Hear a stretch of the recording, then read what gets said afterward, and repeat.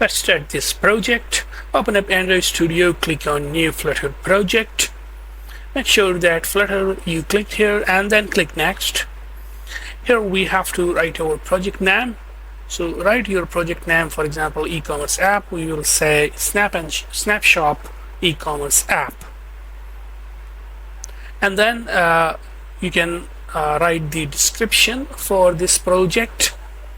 So we will say that this is Flutter iOS and Android e-commerce app for the end users. Then for which platforms it is for the Android and iOS. And here you write your name, for example, your name, and then click create. A new project has been created. Now here we have to make sure that from the right panel, make sure that you select the project. In here we have lib, and this is the main.dot file inside the lib. Let's remove the extra code, the extra comments, and then we will set the title for this e-commerce app. And then just for the testing, we will add here a scaffold widget, and at the center of the body we will display a text message.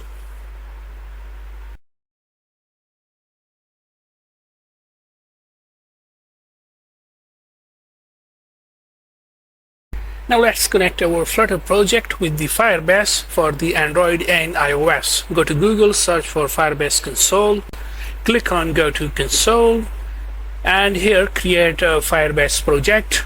Write your project name, and then click on Continue.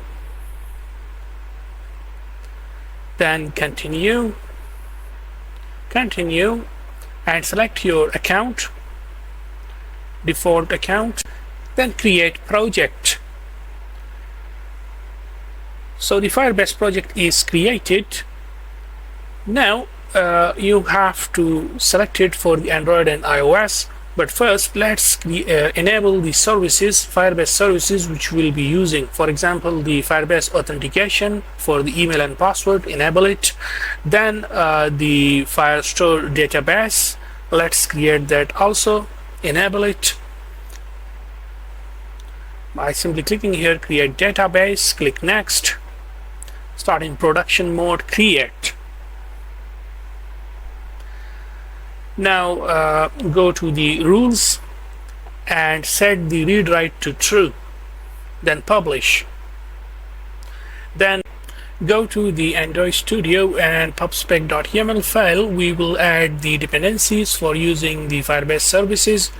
So we use Firebase core in order to initialize the Firebase in our Flutter project, then Firebase Auth for authentication, and Cloud Firestore for the Firestore database. There are also other services like storage. We will not be using the Firebase storage, but for example, if you want to use the Firebase storage, like say in your other projects, then you can add the dependency like this and click on the pub-get in order to install it in your Flutter project. Then go to the project settings. Now first let's connect it for the Android. So click on Android icon, and then go to your project, and inside Android app build.gradle file, copy the application ID. Make sure to remove the extra underscores, and then copy the application ID and paste it here in the Firebase console. Give this name as Android app, then register app. Then download the Google services.json file as it is inside the downloads folder. Copy this file and you have to paste it inside the app folder. Then we have to click next, and we will add this, copy this, and inside the build.gradle file at the top we will paste it here.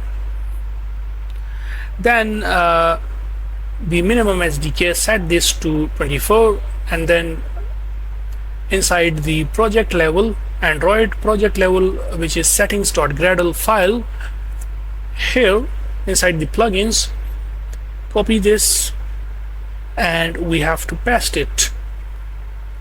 So this is all about the Android setup. Now make the main function asynchronous, and then we will initialize the Firebase in the main function, and then open up the Android phone, your Android phone or your Android emulator, in order to test the application. Select the phone from this drop down and click the play button. Now if it shows you this NDK version error, then make sure to copy the same NDK version which it shows, copy it, and then go to the Android app build.credit file, and in here we will remove this NDK version and paste it this one. Now let's install the app again on the phone. So the app runs successfully. So our Flutter project is connected with Firebase for the Android successfully. Now let's connect our Flutter project with the Firebase for the iOS. Click on Add App, iOS, and here you have to write your bundle identifiers. Open up your Xcode and open existing project, our new project. And our new project iOS module selected, and then click open. Now click on runner and click on sign in and this one, and then in here you have to choose your development team, copy the bundle identifier and then paste it in here, give it name iOS app, click register app, then download the Google Services info.plist file, and then click next, continue to console. The file is in our downloads folder. Now in case of iOS, this file we have to move to our project folder. So close the Xcode first, minimize the browser, Android Studio, and then open up the project folder. To this we will move from the downloads folder this file Google Services info.plist to our project folder. Then open up Xcode again, the iOS module of our this Flutter project, open it up, and then we have to drag and drop this Google Services info.plist file below the runner, just like this. Make sure to check finish.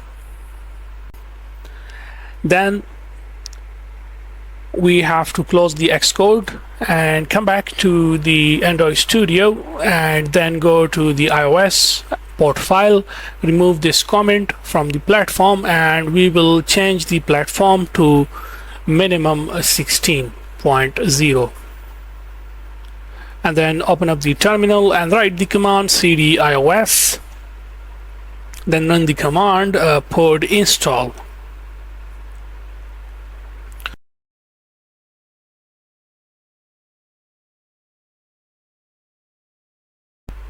Now after that you have to open up Xcode again, the iOS module of your project in Xcode. You can open it like this, and then select the iPhone simulator from here. Any simulator you want you can choose, and then click on the play button in order to install the iOS app on the iPhone. So the app runs successfully, which means that we have successfully connected our Flutter project with Firebase for the iOS.